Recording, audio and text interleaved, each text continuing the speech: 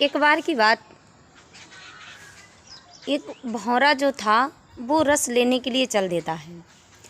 मछली जो होती है वो गंध की आदी होती है, हाथी जो होता है वो स्पर्श का आदी होता है, भौरा जो होता है वो रस का आदी होता है। तो एक बार भौरा जा रहा था तो वो एक सरोवर के किनारे पहुंचा। जब वो सरोवर के किनारे पहुंचा तो उसने सरोवर में नाना प्रकार के खिले हुए कमल देखे। तो उसके मन में, भौरे के मन में थोड़ा सा लालच जाग गया कि बहुत सारे कमल खिले हुए हैं, बड़ा सुंदर सुंदर इसमें रस होगा, लाओ थोड़ा सा रस ले लिया जाए। लेकिन सूर्य की लालिमा जो थी वो प्रत्येक पंखुड़ी के ऊपर छाई हुई थी कमल की।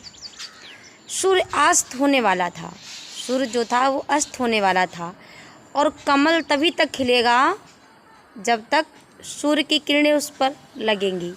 सूर्य अस्त हो जाता तो कमल जो है वो बंद हो जाता है। तो भौरा विचार करने लगा कि रस लेने जाऊंगा तब तक ऐसा ना हो सूर्य अस्त हो जाए और कमल जो है वो बंद हो जाए। लेकिन कोई बात नहीं, कोई नहीं, भौरा सोचने लगा थोड़ा सा ले लिया जाए, जब तक सूर्यास्त होगा तब तक थोड़ा सा रस ले लेता हूँ। भौरा रस लेने के लिए चल देता है। जब वो रस लेने के लिए थोड़ा गया था, लेकिन जब रस लेने लगा तो उसके मन में एक तृष्णा जो थी, आशा जो थी, इच्छाएं जो थी वो बढ़ने लगी। जब इच्छाएं बढ़ने लगी, थोड़ा और ले लें, थोड़ा और ले लें, थोड़ा और ले लें, और के चक्कर में तब तक सूर्य जो था वो अस्त हो गया। सूर्य अस्त हुआ तो कमल जो था वो बंद हो गया। तो कवि ने बड़ी प्यारी पंक्ति लिखी है कि एक पंकज कोश में भृंग फंस्यो, सो विचार करई मन ही मन सुबा। वो भौरा जो था कमल के अंदर फंस तो गया, लेकिन विचार करता है कोई नहीं, मैं रात भर पुष्प से रस लेता रहूँगा, रात भर रस लूँगा, खूब ज़्यादा सा रस ले लूँगा, और सवेरा होगा तो सूर्य जो है वो निकलेगा, सूर्य उगेगा, तो हम ज़्यादा सा रस लेकर के निकल जाएंगे। तो भौरा क्या सोचता है कि एक पंकज कोश में भृंग फंस्यो, सो विचार करई मन ही मन सुबा। कि प्रातः होती उगेंगे दीवानाथ, लई उड़ी जई हों पराग बहु खूबा। सवेरा होगा, सूर्य निकलेगा, और सूर्य निकलेगा तो कमल खिलेगा। जब कमल खिलेगा मैं ज़्यादा सा रस लेकर के उड़ जाऊंगा, यहाँ से चला जाऊंगा।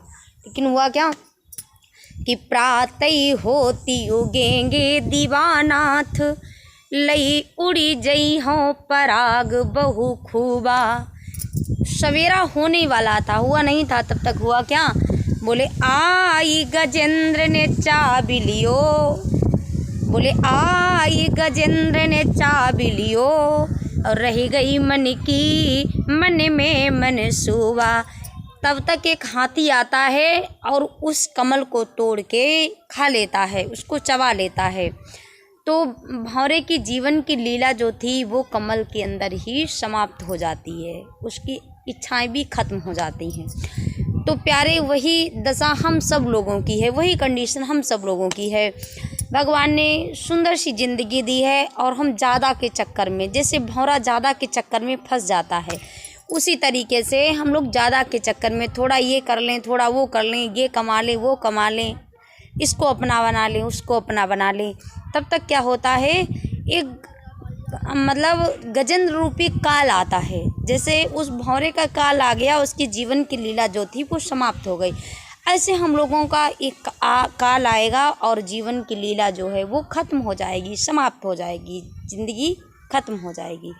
तो प्यारे, ज़्यादा के चक्कर में ना पड़ के, थोड़ी सी ज़िंदगी है और गम है ढेर सारे, ले लो शरण कन्हैया, दुनिया से अब हैं हारे, दुनिया से अब हैं हारे। राधे राधे, जय श्री राधे, जय श्री कृष्णा, जय श्री श्याम।